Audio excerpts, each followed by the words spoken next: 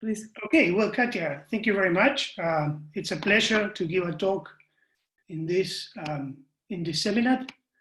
And okay, so let me tell you a little bit about the contents of the talk. So there are going to be essentially 3 parts of the talk. So in the first part of the lecture, I'll try to give you some general view of the subject and give you some sort of summary of some of the main results, especially having to do with injectivity. In the second part of the talk, I will discuss one instance in practice in which the problem that I will talk about actually pops up.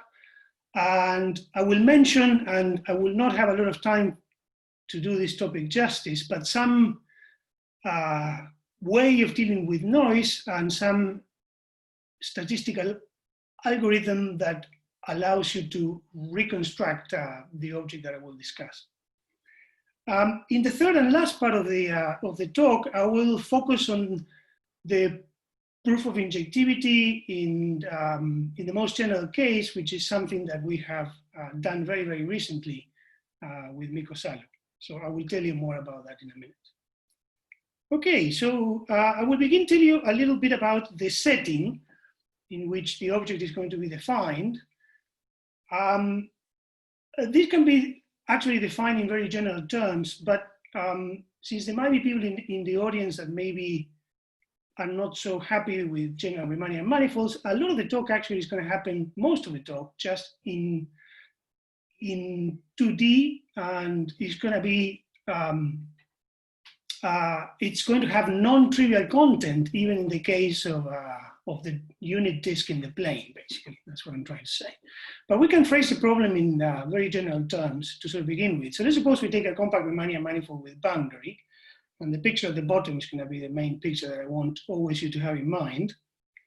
And a lot of the action, I mean, this is an X-ray question, is going to have to do with the geodesics of the Riemannian manifold. A lot of the action is going to happen on the unit tangent bundle. So the unit tangent bundle of the surface or of the manifold I'm going to call SM, and this is just simply phase space, but you take all the velocities with modulus 1. So basically I take all the points xv, but the norm of v is equal to 1, and that norm is being taken with respect to the given Riemannian metric. Now, if your manifold has boundary, then the unit tangent bundle also has boundary, which is denoted here.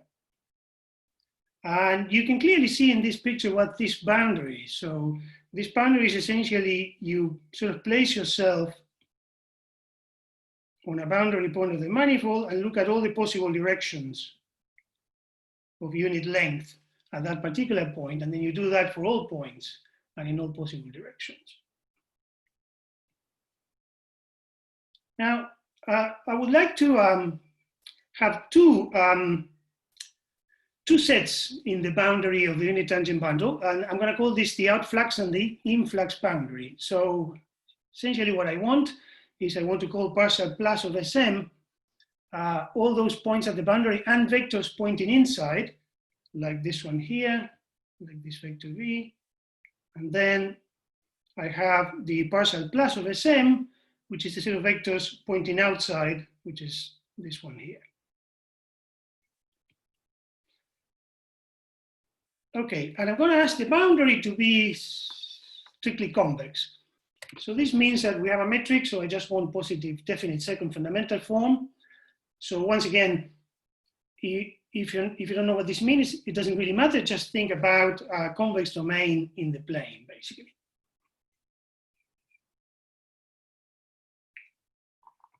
Okay, so that's the setting. Now we want our manifold to have a particular property in order to be able to actually define these X-rays.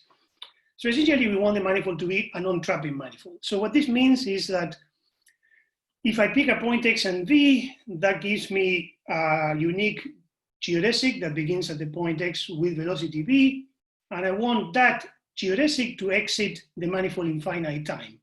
And I call that finite time tau. So I'm going to say that the manifold MG is non-trapping if the time tau is finite for every X and V in Sn. So I should mention this right away in case you are wondering. There's a little bit of a simple topology in some sense. This already kind of imposes, if you combine the non-trapping notion with the strict convexity of the boundary, that already limits very much the kind of manifolds that you can have. Essentially, it makes the manifold trivial from a topological point of view. The manifold actually becomes contractible. And in the case of surfaces, which is the case that we're going to be working with, you just only have a disk. This is an easy consequence of Morse theory. In fact, classical results of Serre from the 50s. Okay, and at some point also, I'm gonna have a sort of additional condition, is that I would like the manifold to have no conjugate points or no caustics.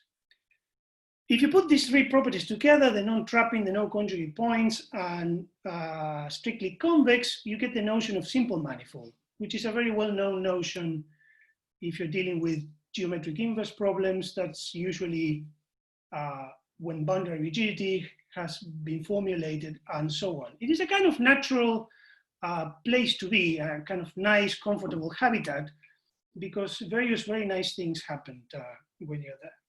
And this is mostly the place that I'm going to be focusing on, except for one instance, which I will comment in due time. So that's the notion of simple manifold. You have no trapping and no conjugate points. And this is what I would like you to sort of have in mind in terms of examples. So, so basically, if you take a convex domain in the plane, obviously it's non-trapping because all the lines will exit in finite time. And you don't have conjugate points because it's just a plane, you don't have any caustics.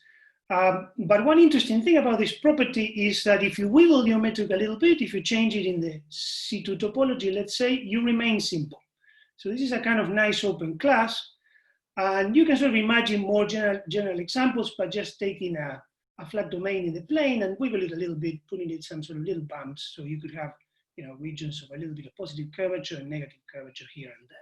But not too much, so you don't have too much focusing before you exit, basically. So that's the notion of simple manifold, and these are the sort of examples that I want you to have in mind.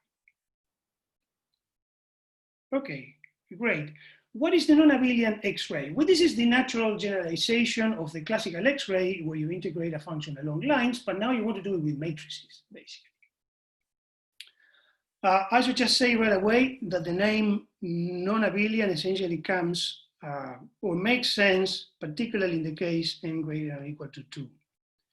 Because that's when you go into that sort of scenario, matrices do not commute anymore, and then you run into all sorts of difficulties here and there. Anyway, so let's say you give yourself matrix value field. So that's just simply mean as infinity function on your manifold M, taking values in n by n matrices. So then you solve the matrix ODE, where you begin, where you look at phi along a geodesic that connects boundary points. There's going to be a nicer picture in a minute, but just so we can sort of follow, if this is your M, you have your geodesic gamma running between boundary points, and you have given yourself this guy phi that takes values in matrices. So you can look at this phi sort of along gamma, that gives you a function of t, and then you look at the most classical ODE, matrix ODE, in which you sort of begin at the identity. So U of 0 equals is the identity matrix. And then you ask yourself, you know, what is the matrix at the end? So you give this matrix a name, U tau. Yeah, it takes time tau to sort of travel between boundary points. Tau is the exit time. And then you define the scattering data or the non-Abelian Xray of this matrix value field precisely as this sort of matrix U tau at the end. So for instance, if you take n equals to 1, the linear system, you can solve it kind of trivially. And if you take the log of that, you essentially get the integral of phi between 0 and tau. And that is the usual classical Xray or Radon transform. If you're working in the plane of the function phi along the curve gamma. Okay, so this is really the picture that I want you to have in mind. And you can pack all that into a function that I call C phi, and this is a function from the influx boundary, taking now values in the general linear group, because if you begin at the identity, it's very easy to check that the matrix solution is always invertible, so you take values in GLNC. So GLNC is just a set of invertible matrices. So this is the object, C phi from the influx boundary, vectors pointing in, and this is what people usually refer to as the non-Abelian Xray. And the geometric inverse problem is you want to recover phi from C phi, right? So basically you're able to measure all these sort of matrices on the boundary at the end after you went through your manifold along all the possible geodesics connecting boundary points, and from that you want to reconstruct the matrix field phi. Okay, so that's the problem. So I'd like to tell you a little bit about what is known about the problem and some recent progress that has happened, and then maybe give a brief discussion on the sort of differences on the case in 2D and high dimensions, putting little emphasis on high dimensions, and then moving on. Okay, so let me tell you a little bit about what we know about this map when this is injective in 2D. So this is the main theorem that somehow I would like to talk about, that has been proved in 2 stages, the final result being somehow the best thing you can hope for. And this, if you take an arbitrary simple surface, the map taking phi to C phi, it's actually injective. So if you give C phi, you can actually recover or the map phi. Now, there is a gap here of nine years, and I'll try to sort of explain a little bit the difficulties of that gap, bridging the gap going from here to there. But just to sort of anticipate things a little bit, the main result here is that this is essentially being done in the unitary case. And I guess part of the message that I want to convey today is that there is really quite a difference between dealing with a unitary group and dealing with a general linear group, as I will try to explain. Okay, now there's been lots of work on this previously to our results. These are works that have actually, I read them with great interest actually when I was thinking about these questions. These are very important contributions here. The first ones that I'm actually aware of are the ones by Wertheim and Sharafutdinov in 92 and in 2000. And this essentially uses energy estimates, also known as best of identities. And I'll come back to that because those are kind of pretty crucial in the unitary case.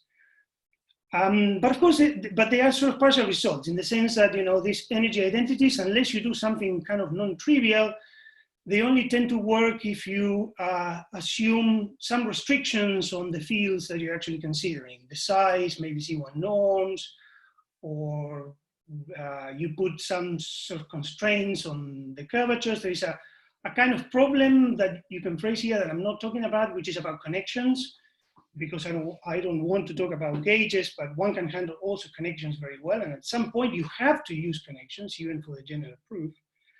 And, but yeah, so the energy identities have this sort of a challenge that somehow to make them work, you have to deal with fields which have very large size, either in terms of C1 norm or something sort of similar. Then there's a sequence of very important works in the plane.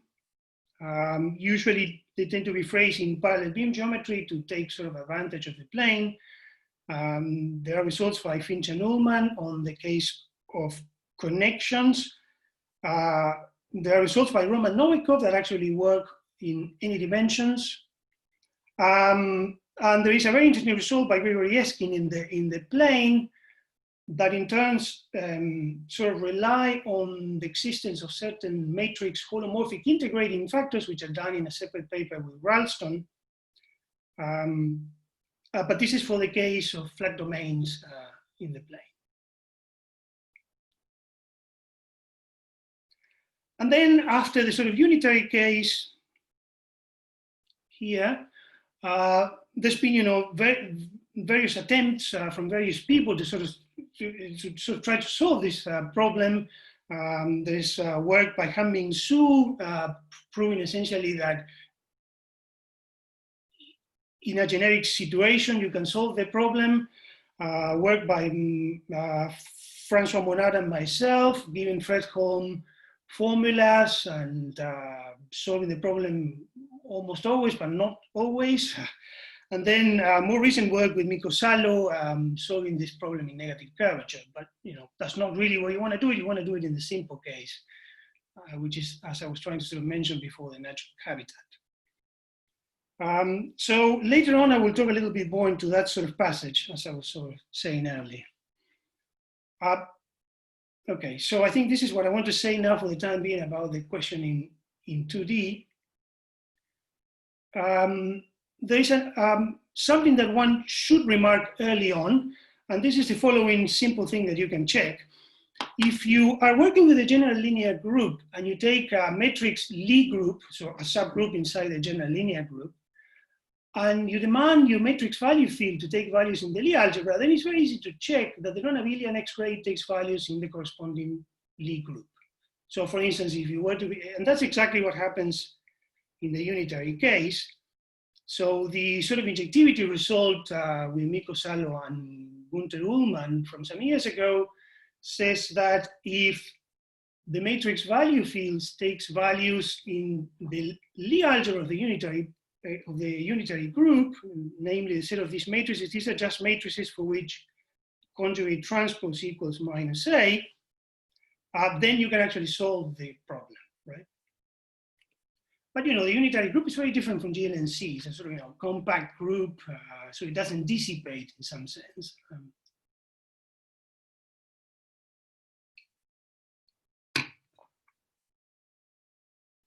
Okay, now this is the only slide in which I'm going to talk in higher dimensions. If you go to dimensions greater than or equal to 3, in some sense, you can do a lot better. And I guess for some of you that have been following this series, you will be able to see very quickly why. But here is somehow, I think, what you can actually prove. So if you have a compact manifold of dimension greater than or equal to 3 and strictly convex boundary, if you have a strictly convex function, then life is good. The map taking phi into C phi is actually injected. And you have plenty of examples here in which you can actually have conjugate points, which is kind of remarkable. What allows you to do this is essentially this new method that was introduced by Ullmann and Bashi. And I guess maybe I want to tell you this right away. Really, if you watch Andra's talk, he sort of discussed this in great detail somehow. And he also explained very well in his talk that there is a, kind of very basic difference between the case of dimension 2 and dimension greater than or equal to 3. The case in dimension 2 is actually formally determined, and the case in dimension greater than or equal to 3 is actually overdetermined. So here you can actually benefit from using these tools, and that gives you a kind of very nice result that in some sense sort of parallels what happens with boundary rigidity and this sort of template that Plum and Gunther and Andras actually devised a couple of years ago. So this is the only thing that I want to say about dimensions 3 and higher, and from now on I'm going to just essentially going to concentrate in dimension 2 and in the simple case. Okay, so I think I want to go now into the second part of the talk. So I'm going to tell you, because you might be wondering, why do you care about this question? There are many reasons. I mean, this problem pops up in different places. You can just take it at face value. I think from my point of view, I just like the way the problem looks. It's a nice geometric inverse problem, but it kind of turns out that the problem does appear, let's say, to give it a name, in real life. And this is it does appear in a fairly new imaging modality in which you do Newton tomography. So I learned this from Bill Lionheart, so I'll try to tell you sort of quickly about this and how it fits into the problem. So essentially what you want to do is, I'll tell you what the problem is in a minute, but just to see what the connection is, you have some sort of material and you want to measure the magnetic field of that material. But of course, you cannot cut it out, let's say. So the basic idea is to shoot a beam of neutrons. Neutrons don't have charge, so the magnetic field does not affect them, let's say. At least this is sort of true up to first approximation. So you go through straight lines, but the magnetic field affects the spin of the neutron, and it's very well understood how that spin changes as you go through the substance that whose field you're trying to measure. And to make that sort of connection, essentially, if you have a magnetic field, which is a vector with 3 entries, P1, B2, B3, you can easily go to that, to a matrix in the Lie algebra of the group SO3, little SO3, just by doing what is written here. You can produce easily a matrix which is anti-symmetric. And maybe I should just say right away, the unitary group, SON, can all be dealt with in the same way, basically. And in this case, if you take values in anti-symmetric metrics, the principle that I was mentioning before about Lie groups and Lie algebras will tell you that the scattering data and the non-Abelian Xray takes values in SO3. And this is exactly, this sort of thing has exactly been used, and people have actually building actual experiments. So let me tell you a little bit about that. So there are a couple of papers recently, and as I said, I learned this from Bill Lionheart before. And here is a picture of this sort of experiment that they actually do. And for this, maybe I can try to do something that I haven't tried before, but it's to sort of see if I can expand this a little bit so you can see the picture a little bit better. So you basically place the substance in the middle. So the substance, let's see if this works. The substance is sort of placed there. So the neutron beams are coming in this sort of direction. There is a polarizer at the entry point.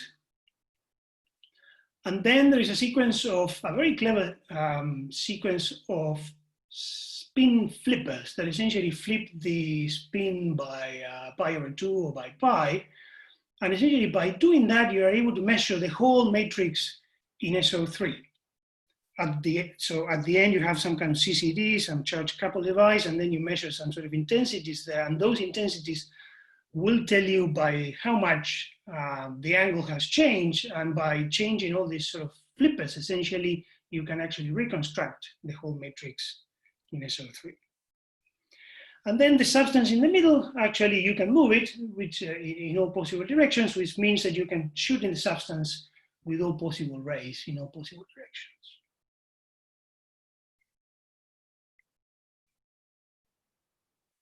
Okay.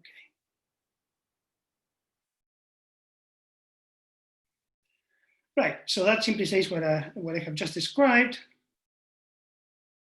So that can be rotated. So that's really what they do, and this is really the problem that they've been facing. So they've been looking into these sort of questions, how to reconstruct the magnetic field from these sort of measurements. But of course, I mean, in real life, and for these sort of particular problems, you have two very typical problems that sort of arise. The measurements are noisy to begin with, and then you don't have a reconstruction formula. So as far as I know, not even in the case of a flat domain in the plane, you have a reconstruction formula in which you can actually sort of implement. So the question is, how do you deal with that? There are different approaches. So what I would like to tell you sort of next is one approach which I think is pretty successful for reasons that I will try to describe, and also because I think, in some sense, another, I guess, point that I would like to make is that, this is a nonlinear inverse problem. So this map is a nonlinear map.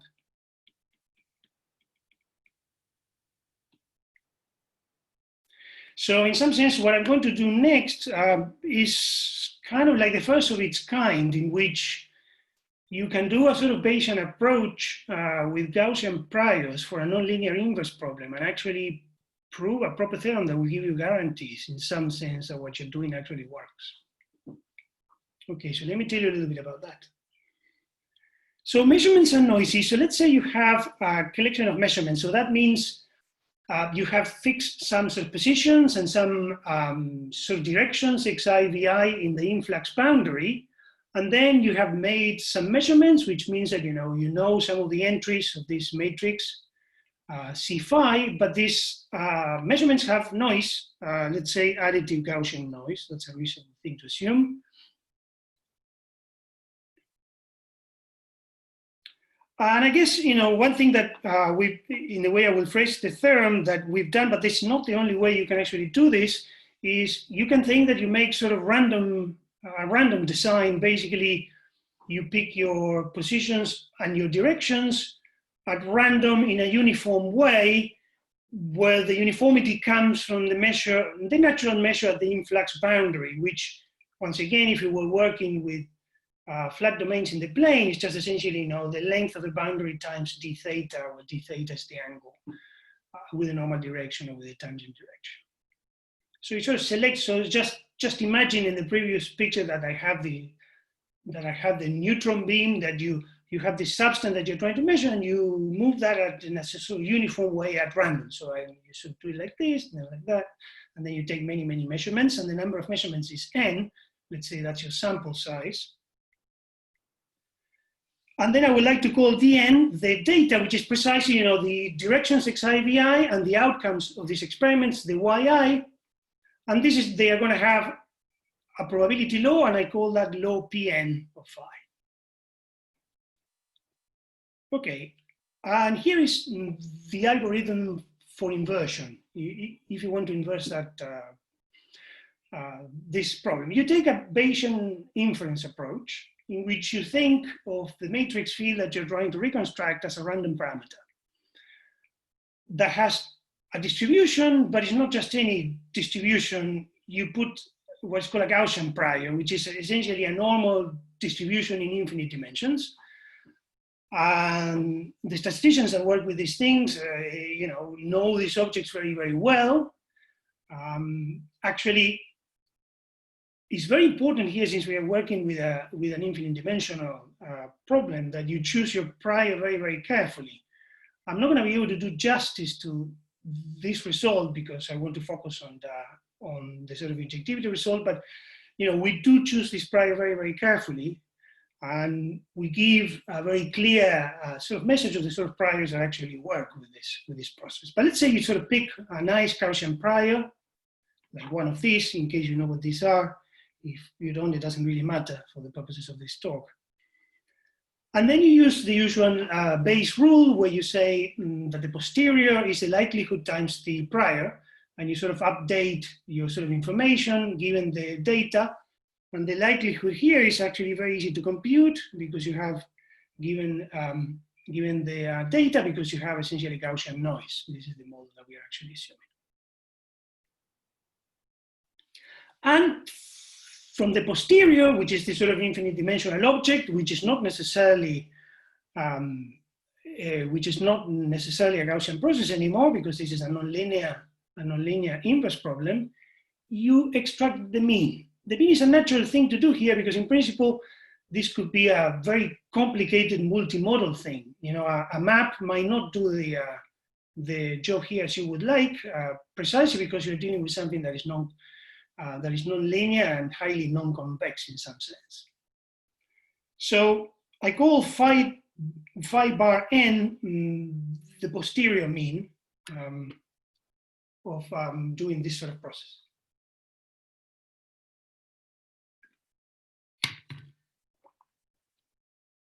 Okay, so this is what I was saying before. The likelihood is easy to compute, because essentially your noise is Gaussian. The log likelihood is essentially up to a constant that. It's very easy to compute. And then you hope for the following. You hope that as n goes to infinity, this posterior mean will approach the phi naught that you're trying to reconstruct. So now you take the view that the data that you're actually measuring comes from a real field phi naught that you're trying to reconstruct. And then you're sort of wondering, is this phi tilde n, which you can actually compute by MCMC methods and so on, is this really going to sort of get close to the object that you want to reconstruct? And the theorem that we actually prove, and this is joint work with Francois Monard and Richard Nicol, my colleague here at Cambridge from the stats lab, is that this actually works. So if the field that you want to reconstruct is sufficiently smooth, and you can be quite precise here and depends on the sort of priors that you pick and so on, that I don't want to get into, then the estimator that you have actually cooked up is actually consistent, meaning in the statistical sense that in probability it will converge to the object, to the sort of parameter that you're trying to reconstruct. So the theorem is exactly that. The phi tilde n is actually consistent in the sense that in Pn phi naught probability, the L2 norm of the difference of these two fields will go to 0 as the sample size, which is, as you take more and more measurements, goes to infinity with n. Okay, so we have implemented this. So I guess I think I'm going to sort of, for this sort of second part of the talk, I think I'm going to basically stop here. So the paper with this is out to anyone that wants to see more details about this and how we have actually implemented this. The details are all in the paper, and I'm happy to take questions later on this. Okay, so I guess we have some motivation now for looking at this problem. We have some statistical algorithm that will tell us how to deal with a reconstruction, and we have in principle a nice way of sort of dealing with noise. So I guess I would like to tell you now a little bit about, in more detail, what goes on into this sort of proof of injectivity in 2D. And in particular, I would like to sort of make a little bit more emphasis of how do you actually really go from the unitary case that we solved with Winter and Miko back in 2011 to the general linear group. And in fact, once you tackle the case of the general linear group, you can essentially handle any Lie group, in fact. Okay, so the new idea somehow, new and not so new, I mean, this is to use a factorization theorem from loop groups. Now, loop groups, what are they? Well, they're essentially, maps from the circle into the Lie group that are actually under consideration. But they have a big theory. I mean, these things, people have been looking at these infinite dimensional Lie groups for quite a long time in various contexts. There are many factorization theorems. And in some sense, I don't really know personally how to place this one. I would describe it myself as the most basic of all, but perhaps not the one that is the most popular, not the one that, for example, solves Riemann-Hilbert problems, which tend to be quite popular in some of this, but something a little bit different. So essentially, the proof of injectivity goes in two steps. No, you don't do it all at once. You try to make first some kind of reduction, suitable reduction to the unitary case, basically. And this is what I would try to explain. So why is this a good thing? Because once you are in the unitary case, then you can use all these energy identities that I was telling you before. So these are known as Pesto identities. They are quite well known in the subject because they solved all kinds of questions, and they are actually wonderful. And they tend to be particularly nice in the unitary case because, as I was saying, tried to say before in a sort of informal language, the sort of equations don't dissipate. You have something that kind of is naturally self-adjoint, and the sort of identity has a very nice form. Once you go to GLNC, you can write down Pesto identities, but these identities develop all sorts of additional terms. And I mean, frankly, I don't know how to control them. We've been trying for years trying to sort of control these terms, and we don't know how to do it, basically. And this is really the obstacle. That's somehow why in some sense took us such a long time to go from the unitary group to the general linear group. Now, the The unitary case, this sort of result from 2011 with Miko and Gunther, uses the existence of scalar holomorphic integrating factors. And I'm going to sort of tell you in a minute exactly what this notion means, because I have already alluded to before, and I haven't actually defined it properly, but I will in a couple of minutes. But one point that I really want to make is that what we use are actually scalar holomorphic integrating factors. And these are a lot easier to come by. Not easy at all.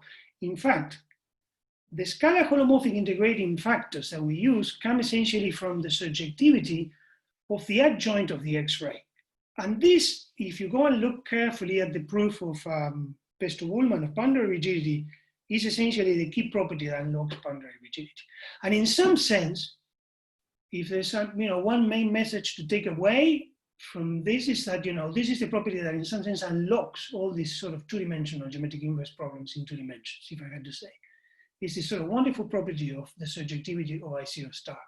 At the heart of that is the normal operator, which is a SIDO, and this is exactly with a one place where the non-conjugate point condition is very, very handy. It's an elliptic SIDO, and that's allow you to use elliptic theory, which is in some sense what we're all trying to do. Also, if you think about Andras' talk, in some sense, a lot of his point of view was actually to find the right calculus. So when you place things in the right place, you use the right sort of ellipticity and Fredholm in the right setting, and more or less sort of injectivity follows. So the philosophy in some sense, at the heart of all this, or under this hood, there is a sort of micro-local touch here, which, the way I see it, unless someone, again, comes up with a different proof of these things, I don't know how to do it otherwise, let's say. So there's a kind of nice sort of little common core here that spreads out all these geometric inverse problems in 2D. Nevertheless, you still need to make that sort of reduction. So you still need to go, once you have this integrating factor, you have to sort of put them in and out in this sort of Pesto identity. And that was exactly the whole business with this sort of 2011 paper. And then when going to the general linear group, somehow is what I would try to sort of explain next. How do we actually make that sort of transition? Okay. Now, to sort of explain some of these terms and some of the difficulties that sort of pop up, the best thing is to try to provide you as a way of trying to demystify really what goes on here with the simplest sort of possible view and picture. So the best thing you can do when you're dealing with a simple surface or with a non-trapping surface, which is just a disk, is you can take global isothermal coordinates and think essentially that you're working on the unit disk, and your metric has the form e to the 2 lambda dx1 times the flat metric. And in that case, you can trivialize the unit tangent bundle, and you simply write it as m cross S1. And this S1 is the one that is going to have an angular variable theta and a sort of vector field. The vector field along S1 is d over d theta. And once you have taken those coordinates, you can actually write down the geodesic vector field, namely the vector field that generates the orbits of the geodesic flow, or if you like, the geodesics in the form gamma gamma dot. And here it is in its full glory. And I guess I'm writing this for a purpose, because I want you to sort of look at this term. So this is the term that essentially packs all the geometry. So if you were working on a flat domain, you will not be seeing that term. That's exactly, I think, the context of the next line. So this is the guy that packs the geometry. Because you see, if lambda is equal to 0, you only end up with this, and then the geodesic vector field becomes the usual transport operator that you see written in so many papers. It's v dot product with grad x, essentially.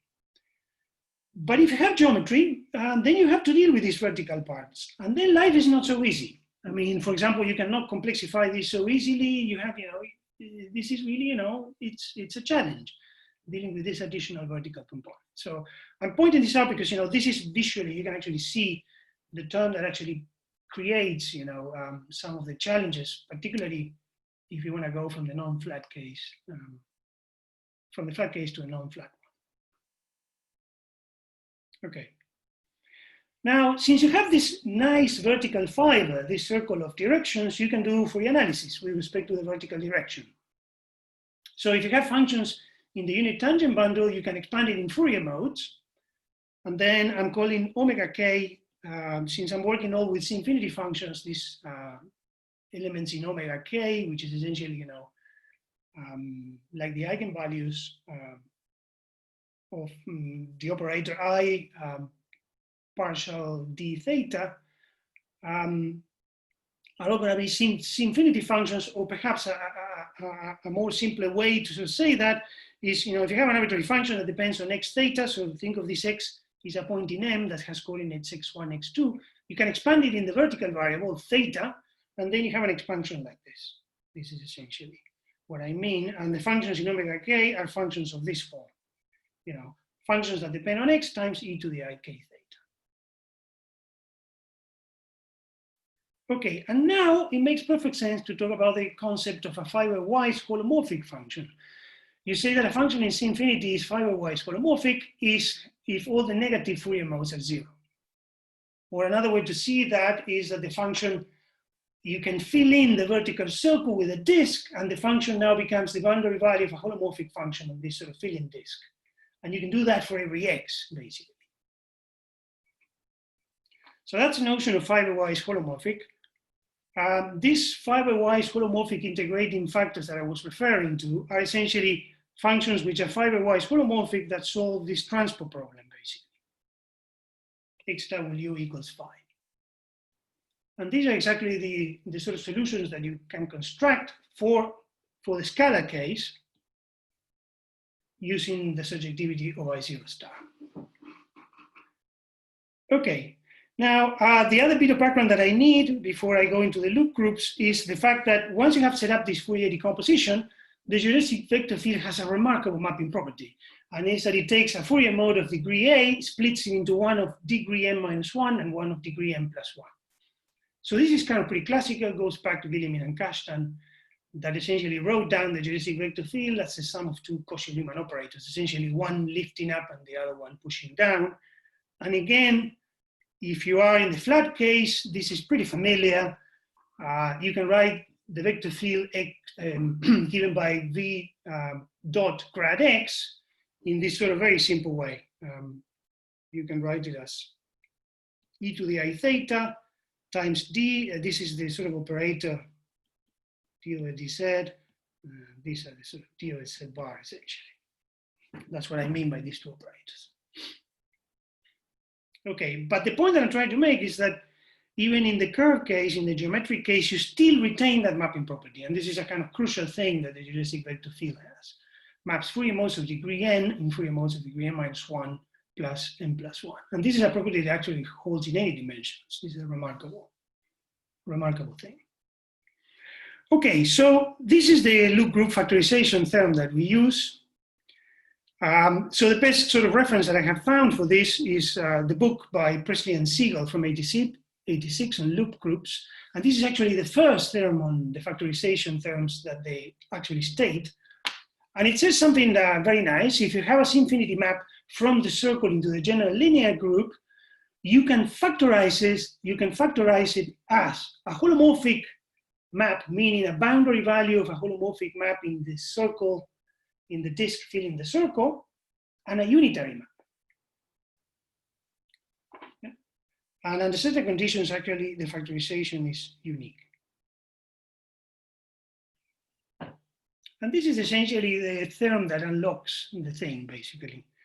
Now, as I said, this is one of several factorization theorems. The most popular one is Birkhoff's factorization, and this is the one that somehow, people usually rephrase this in terms of Riemann-Hilbert problems because you factorize the function as a function that is holomorphic inside times something that is holomorphic outside, and so on. And you can do that up to a sort of diagonal matrix, and that diagonal matrix essentially packs the sort of information of a holomorphic vector bundle over S2. And sort of algebraic geometry will tell you, oh yeah, that's sort of, we know how to classify vector bundles over S2, and that's essentially the Birkhoff factorization theorem. But this is not the Birkhoff factorization, this is something else, related but not quite the same, and this is the thing that, allows the passage essentially to the unitary group.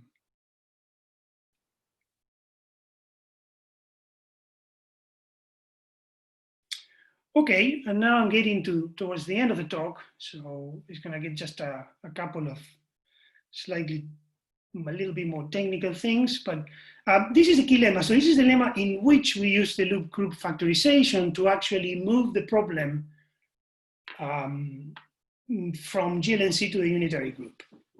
And the lemma is quite sort of general, and it's phrased here, and I think in the way that I feel it has to be phrased, if you want to sort of understand what is going on, and is that, you know, you don't have to begin with a matrix value function that depends only on x. You can take, so this would be, you know, a function on the unit tangent bundle that depends only on x would be, if you think of that function as a function in the unit tangent bundle, a function, you know, in the Fourier modes omega 0, yeah?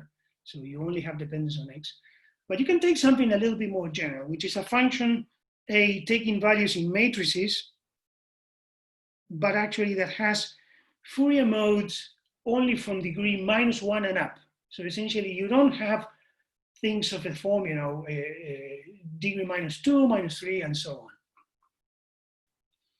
And whenever you have such a thing, you can always construct a solution, a sort of smooth, sort of invertible solution to this equation, which is what I call a integrating factor, but a infinite integrating factor.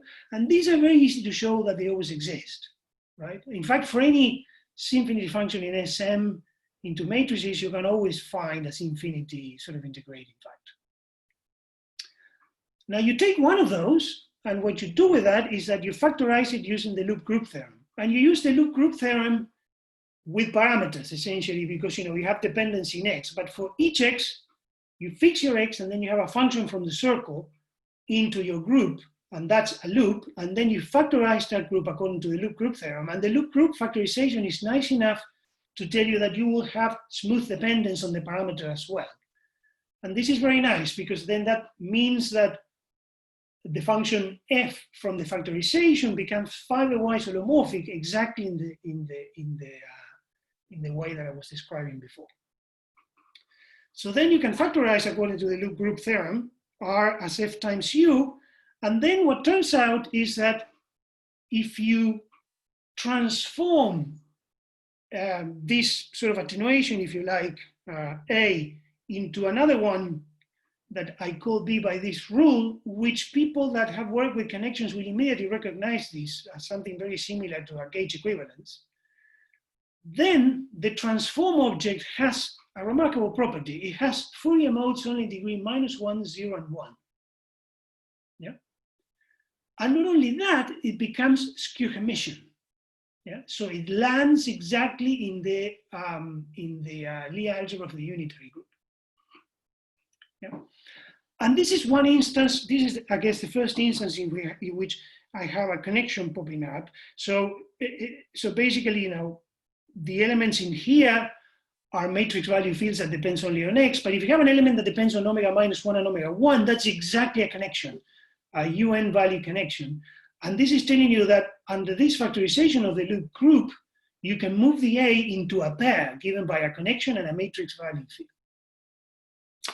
And this is kind of remarkable because even if you want to solve the problem just only for matrix fields, and you take this point of view, this loop group factorization, it will take you into a pair with a non-trivial connection.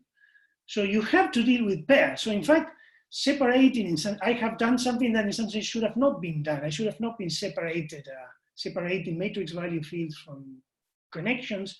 I should have begun the whole thing with pairs, but it makes the whole thing a lot harder to understand. And in fact, this makes a more sort of compelling case for carrying pairs all along, which is somehow what we actually do in the paper. So this transform thing actually ends up having this sort of property. It has, you know, the two things that you want. It has values in the Lie algebra of the unitary group, and it has, you know, is a connection plus a Higgs field. So we think of this sort of F coming from the loop group factorization as a holomorphic gauge, but on the unit tangent bundle, moving one problem from GLNC to the unitary problem that we solve with energy identities and scalar holomorphic integrating factors. We've done that in 2011. Okay, that's the idea. I think my time is exactly up, so I think I just have time for the last of the slides, which I'll give it to you all in one go. And this is now the final message, and I will finish with this. So with this now, as I was saying before, we can handle actually any Lie group and any pair with a connection and a matrix value field. We have stability estimates. These were actually developed for the consistency theorem. These are non-trivial to derive. So far, we have done those in the unitary case. I'm fairly confident that with this sort of loop group reduction, one can actually produce also stability estimates in the GLNC case, and most likely a statistical algorithm in the presence of noise. So you could in principle say that we also have a Bayesian algorithm for the reconstruction with a consistency theorem backing it up somehow. And we got to the point in which we have a good understanding for the non-Abelian Xray, but many challenges remain. I mean, there's many obvious questions one can ask. I mentioned two that I particularly sort of interested in. I think the question of the range of the X-ray is fascinating. We know very, very little about the actual range of this nonlinear object. And once you get into questions of problems with noise, there is the issue of uncertainty quantification, and there the holy grail is what is called a Burstein-von Mises type theorem. And this is a wonderful challenge and something that I'm very keen on in thinking about this with Richard and Francois. And I'll finish here. Thank you. Thank you very much, Gabriel. Thank you. Are there any questions or comments?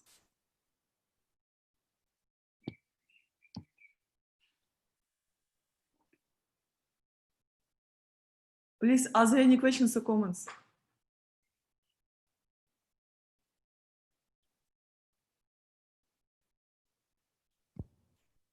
Hi, Gabriel. This is me, Amir from California. I have a question about, could you do a partial data case, for example, and in that case, would the statistical reconstruction also, or the statistical algorithm for reconstruction also work? Right. So I'm going to give you the honest answer. I haven't thought about the partial data case at all. Okay. So I cannot really give you any good answer in that direction. I see. Sorry about maybe that. Just no, it's no problem. And then one other question is, for the applications you had mentioned reconstructing this magnetic field, which is skew symmetric.